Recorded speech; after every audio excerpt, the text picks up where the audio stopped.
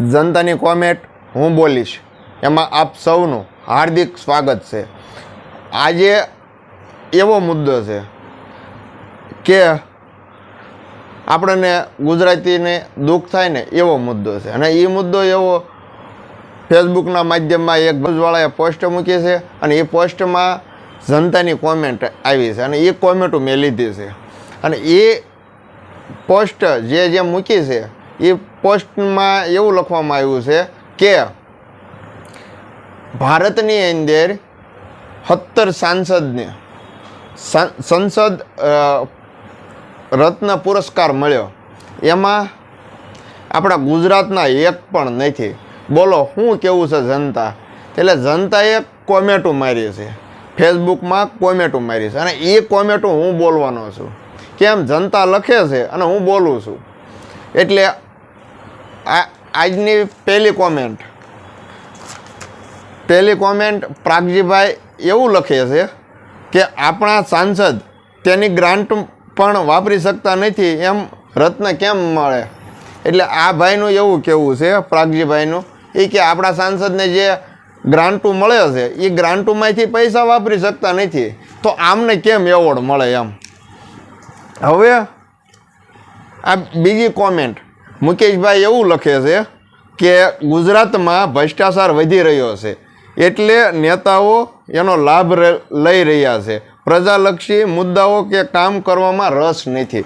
એટલે મુકેશભાઈનું એવું કહેવું છે કે આ જે સાંસદો જે રહ્યા, નેતાઓ જે રહ્યા, એને ખબર પડી ગઈ છે કે આમાં આપણે ભ્રષ્ટાચાર કરવી છે, આમાં કોઈ કાંઈ અવાજ ઉઠાવતું નથી, બોલતું નથી, એટલે આમાં મલાઈ ને એવું બધું મળે છે, પૈસા જેટલા ખાવો એટલા મળે છે, તો એને પછી બીજા કામ કરવામાં એમાં ક્યાં કાંઈ રસ જ છે એમ? એ પૈસા એમને બેઠા મળી રહેતા એને કાંઈ રસ હોય નહીં, એવું મુકેશભાઈનું કહેવું છે। હવે ગોવિંદભાઈ એવી કોમેન્ટ લખે છે કે અજબો રૂપિયાની કમાણી છે મલાઈ ખાઈને। ગોવિંદભાઈને એવું મનમાં આવે છે કે આ જે નેતાઓ રહ્યા ને અજબો પૈતી બની ગયા છે, હવે એને મલાઈ જ છે નકરી, એને સંસદ રત્ન પુરસ્કારની શું જરૂર છે એમ? એને શું કાંઈ કામની જ નથી, અહીંયા અજબો પૈતી એમ નામ બની ગયા છે, એવા એવોર્ડની શું એને જરૂર છે? આ ભાઈનું એવું કહેવું છે। હવે ચોથી કોમેન્ટ અલ્પેશભાઈ એવું લખે છે કે રત્ન આપવા જેવા કામ કરવા પડે। એટલે આ ભાઈનું એવું કહેવું છે કે આ સાંસદોને રત્ન એવોર્ડ તો મળે, પણ એવા કામ કરવા જોઈએ, આ એવા કામ તો કાંઈ કરતા નથી, એટલે એમને કાંઈ એવોર્ડ મળે નહીં। આ અલ્પેશભાઈના વિચાર એવા છે। હવે જયંતીલાલ એવી કોમેન્ટ લખે છે કે ભ્રષ્ટાચારી રત્ન એવોર્ડ આપવાનો હોય તો બધા એવોર્ડ ગુજરાતી સાંસદને મળે।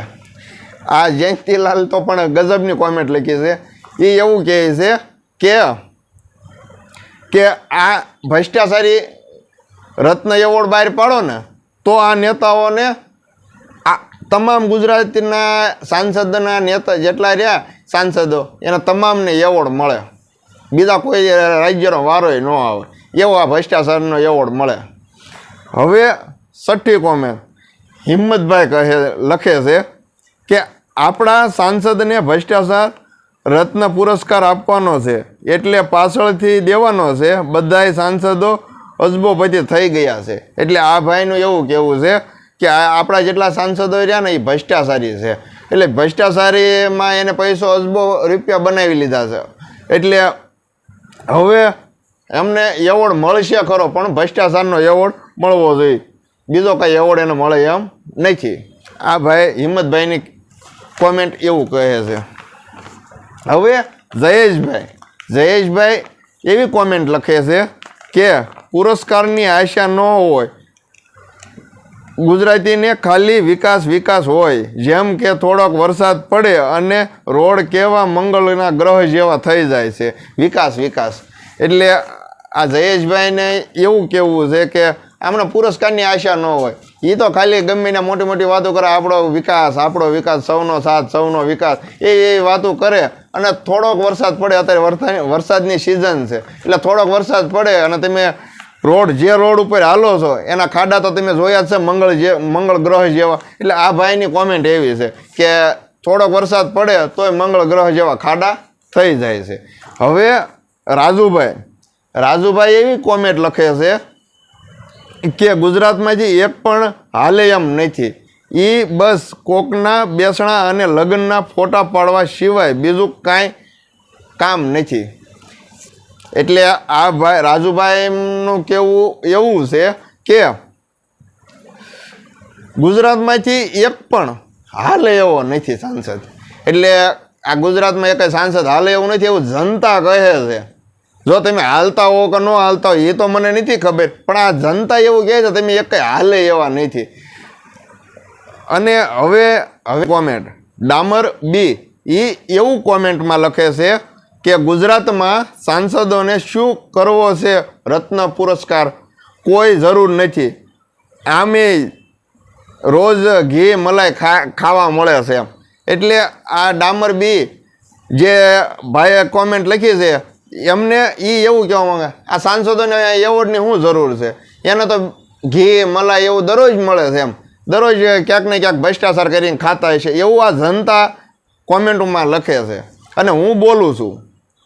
હવે 10મી કોમેન્ટ ગોબરભાઈ એવું લખે છે કે સાંસદમાં ગુજરાતના કોઈ પણ સાંસદ પોતાની ચૂંટાયેલા મત વિસ્તાર માટે ક્યારેય સુવિધાઓ માંગી છે. એટલે આ ભાઈનું એવું કહેવું છે સંસદની અંદર ગુજરાતમાં કોઈ એવો સાંસદ છે કે જે એને એમ કીધું કે મારા મત વિસ્તારમાં મારે એટલી જરૂર છે એટલી ગ્રાન્ટ આપો, એવું ક્યાંય બોલ્યા છે, એવું ક્યાંય ઓલું કર્યું છે? બોલ્યા હોય તો મને નથી ખબર, પણ આ જનતા એવા પ્રશ્ન કરે છે. તમારી પાસે જો પ્રશ્ન હોય તો જનતાને જવાબ આપજો. હવે ગિરીશભાઈ એવી કોમેન્ટ લખે છે કે ગુજરાતના સાંસદ બધા પોતપોતાની સંપત્તિ બનાવે છે, ફોટો પાડવામાં હોશિયાર છે. એટલે આ ગિરીશભાઈનું એવું કહેવું છે કે આ ગુજરાતની અંદર સાંસદો છે તો ખરા, પણ એ બધાને પોતપોતાની રીતે સંપત્તિ બનાવવાની. એટલે બંગલા ગાડીઓ બનાવવું એના ઘરનું કરવું છે. જનતાનું જે થવું હોય થાય, પણ એના ઘરનું ઘર ભરી લેવા છે. પછી જે થાય પછી બીજી વખત ચૂંટણી જીતે કે હારે એને કાંઈ લેવા દેવા નથી. એટલે અને એ પાછા ફોટા પાડવામાં હોશિયાર છે. એમ કે ક્યાંક કોઈ પણ ઘટના બને એટલે ફોટા પાડવા વયું જવું, ફોટા પાડીને પછી લીલા લેર કરવા છે. આવું જનતા કહે છે. અને આ જેટલી કોમેન્ટ હું બોલ્યો એ એક મુદ્દો હતો. એ મુદ્દાની અંદર જે જનતાએ કોમેન્ટ લખી હતી એ કોમેન્ટ એ વ્યક્તિએ કોમેન્ટ લખી અને હું બોલું છું. હવે આ કોમેન્ટો તમામને દરરોજની મારી 10 કોમેન્ટ આવે છે અને આજ મેં 11 કોમેન્ટ લીધી. 11 કોમેન્ટ એ માટે લીધી કે મને 11 કોમેન્ટ ગમતી હતી. કેમ કે હવે મને એટલી તો ખબર પડી કે ગુજરાતની જનતા જાગૃત થઈ છે. નક્કી 2027માં ભાજપ ભગાડો આંદોલન શરૂ કરશે એવું મને લાગે છે. જય ભારત, જય સંવિધાન, જય કિસાન. અને આ વિડીયો વધુમાં વધુ શેર કરજો જેથી કરી મને પણ એવું થાય કે મારા વિડીયો તમને ગમે છે.